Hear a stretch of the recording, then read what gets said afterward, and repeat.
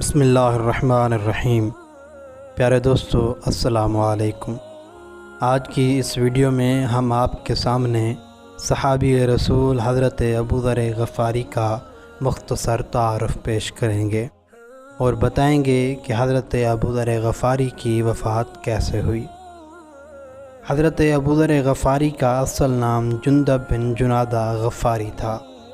آپ کا شمار پیغمبر اکرم کے بزرگ صحابہ اور امام علی علیہ السلام کے حقیقی ماننے والوں میں ہوتا ہے۔ حضرت ابوذر غفاری ظہور اسلام سے 20 سال پہلے پیدا ہوئے۔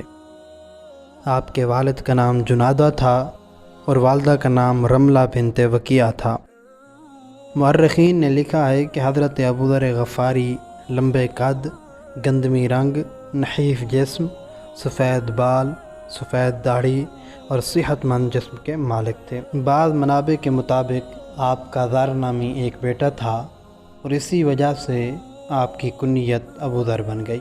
حضرت ابوذر غفاری ظہور اسلام سے قبل ہی توحید پرست تھے اور خدا واحد کی عبادت کرتے تھے، اور ظہور اسلام کے بعد سب سے پہلے اسلام لانے والوں میں آپ کا شمار ہوتا ہے۔ حضرت ابوذر غفاری فرماتے ہیں، میں اسلام لانے والوں میں سے چوتھا فرد تھا۔ میں پیغمبر اکرم کے پاس گیا اور کہا، آپ پر سلام ہو اے اللہ کے رسول، میں گواہی دیتا ہوں کہ اللہ کے سوا کوئی معبود نہیں، آپ اللہ کی طرف سے بھیجے گئے پیغمبر ہیں۔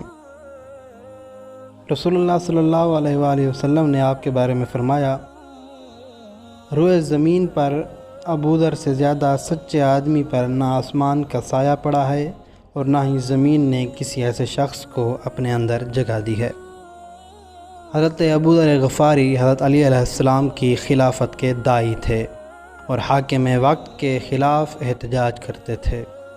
جناب ابوذر کو جب بھی موقع ملتا تو حدیث ولایت من کنت مولاہ فہذا علی مولاہ لوگوں کو سناتے تھے اور کہتے تھے کہ رسول اللہ نے فرمایا، میرے بعد میرا خلیفہ اور تم پر خدا کی طرف سے حاکم میرا بھائی علی ہوگا۔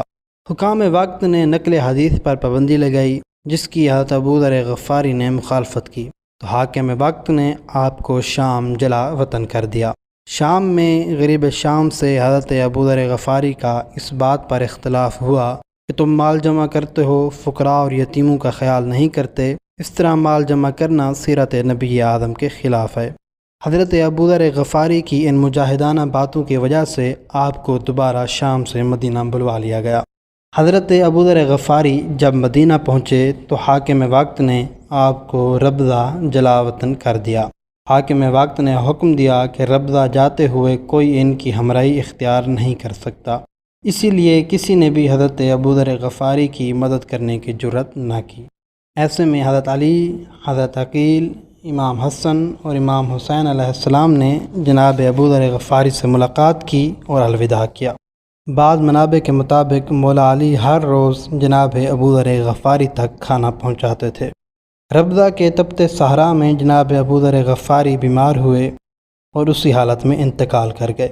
وہاں سے ایک قافلے کا گزر ہوا جس میں عبداللہ ابن مسعود، مالک اشتر، حجر بن ادبر اور انصار کے بعض جوان تھے۔